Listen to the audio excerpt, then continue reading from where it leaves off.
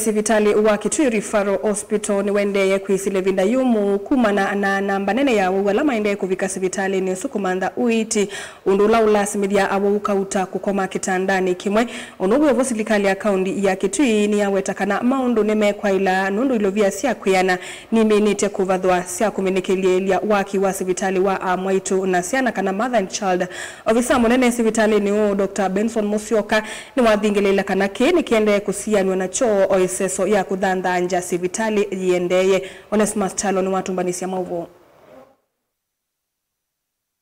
Sibitali wa Kitui Referral nwende na kukoswa wingi wa awao kila muthenya kindu kila kiutumwa awombe wa elimatumia kitanda kimwe. Havisa munene muvyani wa oiti nthini wa sibitali Dr. Benson Musioka nwa wetakana sibitali ndwisa kumalea awao ala mevika nthini wa sibitali ona kwithi otonywa kukwata itanda sia awasu ombe otevo. Since the financial year 2021-2022, we've seen an increase in our workload in Kitui County Referral Hospital from 257,000 to 409 in the financial year 2024-2025. That's like double the workload.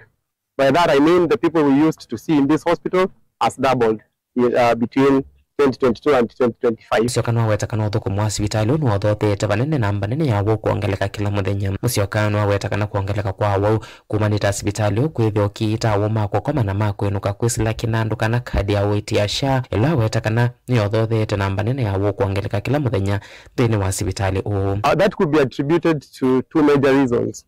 One of the reasons is that with the improvement of healthcare services, we've seen more patients trusting our health services, and therefore we are having more patients coming to seek treatment from our hospital, and our main hospital is Kitui County Referral Hospital. Additionally, you all know the issues surrounding SHA.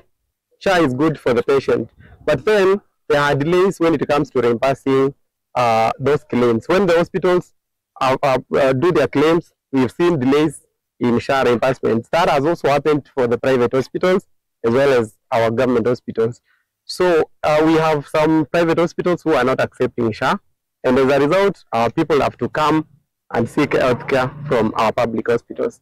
Kitui County Referral Hospital being our main hospital in Kitui for the public, we've seen an increase in the number of patients coming. Now, as a compassionate facility, we cannot send away patients and tell them our beds are full. So in some circumstances, we are forced to have two patients share bed.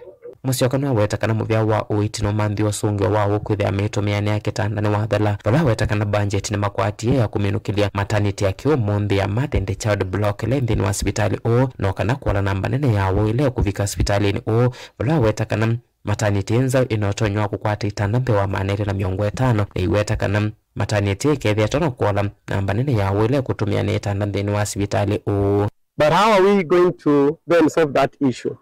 This financial year we've budgeted for the completion of the Mother Child Health Block. Most of them might have seen it on the side of the other side of the road.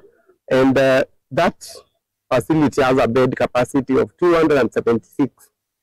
So with an additional 276 beds in this hospital, surely we will not have patients sharing a bed. So we are very optimistic, and the governor has done a lot in the Ministry of Health, and we really thank him. And we are committed to ensuring that our people get the best of services. Deliver Mavoma Tongoi TV, Onesmus Chalo.